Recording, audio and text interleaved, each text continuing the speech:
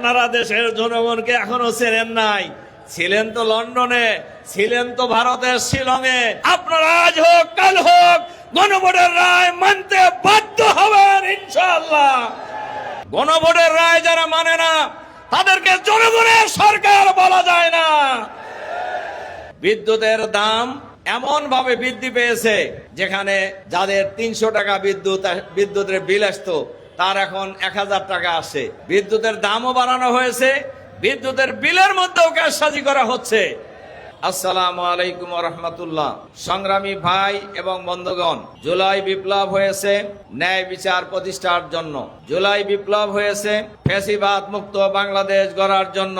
জুলাই বিপ্লব হয়েছে একটি বৈষম্যহীন সমাজ কায়েম করার জন্য। জুলাই বিপ্লব আওয়ামী লীগের পরিবর্তে বিএনপিকে ক্ষমতায় আনার জন্য হয় নাই। জুলাই বিপ্লব হয়েছে রাষ্ট্র ব্যবস্থার পরিবর্তনের জন্য, রাষ্ট্র ব্যবস্থার সংস্কারের জন্য। শেখ হাসিনা ফ্যাসিবাদী সরকারের প্রধানমন্ত্রী যেভাবে বাংলাদেশটাকে খুবলে খেয়েছিল, যেভাবে বাংলাদেশকে আধিপত্যবাদী শক্তির হাতে তুলে দিয়েছিল, এই দেশের দামাল সন্তানেরা শেষ পর্যায়ে বাংলাদেশের কৃষক, শ্রমিক, মেহনতি মানুষ, শিক্ষক, কর্মচারী, কর্মকর্তা সবাই মিলে ঐক্যবদ্ধ প্রতিরোধের মধ্য দিয়ে জুলাই বিপ্লবে শেখ হাসিনা পদত্যাগ করে ভারতে পালিয়ে যেতে বাধ্য হয়েছে।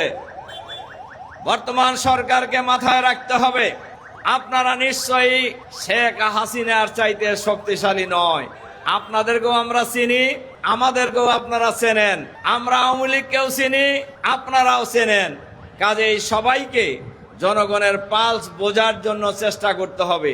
আপনারা ক্ষমতায় আসছেন কিভাবে এটা আপনারা আমাদের আজকে নেতৃবৃন্দের মুখ থেকে শুনছেন। গোটা দেশের মানুষ জানে। বাংলাদেশ শুধু নয়, দুনিয়ার ইতিহাসে এরকম কোন সরকার পাওয়া যাবে না যে অন্তর্বর্তীকালীন সরকার অথবা কেয়ারটেকার সরকারের লোকেরা এই সরকারে যোগদান করেছে। সংগ্রামী ভাই এবং বন্ধুগণ, এই সরকার ক্ষমতায় আসার পর প্রথম কাজটাই করছে, তারা দলীয়করণ শুরু করেছে। আপনারা শুনেছেন সকল জেলা প্রশাসক, সিটি কর্পোরেশনের মেয়র থেকে শুরু করে সব নিয়োগ বিরোধী দলীয় লোকদেরকে দেওয়া হয়েছে। অথচ তাদের 31 দফাই ছিল নির্বাচিত প্রতিনিধিরা সকল জায়গায় প্রশাসন পরিচালনা করবে।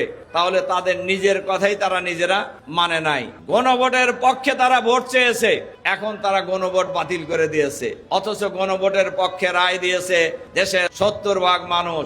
গণভোটের রায় যারা মানে না তাদেরকে জনগণের সরকার বলা যায় না। সংগ্রামী ভাই এবং বন্ধুগণ, আপনারা দেখেছেন তারা গুম কমিশন বাতিল করে দিয়েছে, মানবাধিকার কমিশন বাতিল করে দিয়েছে, সুপ্রিম কোর্টের স্বাধীন বিচারালয় বাতিল করে অধ্যাদেশ বাতিল করে দিয়েছে, দুর্নীতি দমন কমিশন অধ্যাদেশ বাতিল করে দিয়েছে। আপনারা এগুলো বাতিল করলেন কেন? আপনারা কি বাংলাদেশের মানুষকে বোকা মনে করেন? দেখেন, এইরকম মনে কিন্তু হাসিনাও করছিল।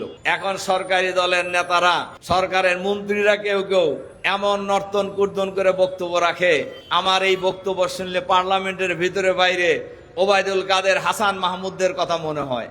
তারা এরকম বিরোধী দলকে তুচ্ছ তাচ্ছিল্য করে বক্তব্য রাখতেন। আমি তাদেরকে পরিষ্কারভাবে বলতে চাই, জনতার আন্দোলনের মুখে ফ্যাসিবাদী সরকারের প্রধানমন্ত্রী আর্মির প্রোটেকশনে বিমানে ওঠার সুযোগ পেলেও কোন সাঙ্গপাঙ্গ বিমানে ওঠার সুযোগ পায় নাই। কাজেই ক্ষমতা কারোর জন্যই চিরস্থায়ী নয়।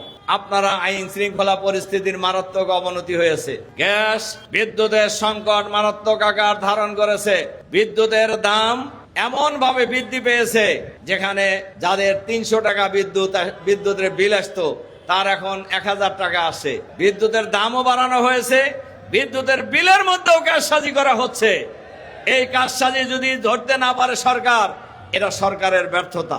সংগ্রামী ভাই এবং বন্ধুগণ, আজকে আমরা পরিষ্কারভাবে সরকারের কাছে আহ্বান জানাতে চাই, গণভোটের রায় বাস্তবায়ন করতে হবে। গণভোটের পক্ষে সংস্কার কমিশনে আপনারা একমত হয়েছেন, গণভোটের পক্ষে আপনারা প্রচারণা চালিয়েছেন। এখন কার ইশারায়, কার স্বার্থে আপনারা গণভোট বাতিল করলেন? এর জবাব বাংলাদেশের জনগণের কাছে দিতে হবে। একটা কথা মনে রাখবেন, এক সময় বিএনপি সরকার কেয়ারটেকার সরকার বোঝে না। কেয়ারটেকার সরকার এর দাবিতে আমরা আন্দোলন করেছিলাম।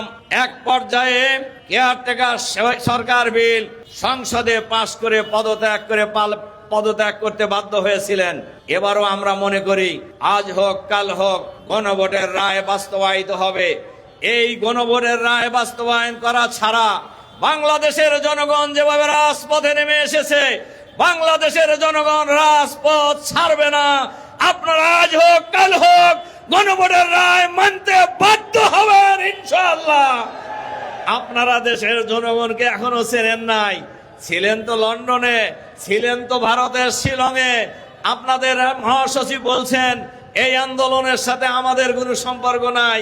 কাজেই আপনারা এখন অনেকেই এই আন্দোলনের মাস্টার মাইন্ড হয়ে গেছেন, অনেকেই রূপকার হয়ে গেছেন। অনেক বক্তব্যই আমাদেরকে শুনতে হচ্ছে।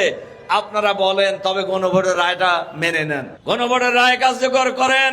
সংস্কার কমিশনে যে অধ্যাদেশগুলি জারি হয়েছে এগুলি মেনে নেন, নইলে বাংলাদেশের জনগণ এমন আন্দোলন গড়ে তুলবে যে আন্দোলনের মুখে পালানোর জায়গা পাবেন না।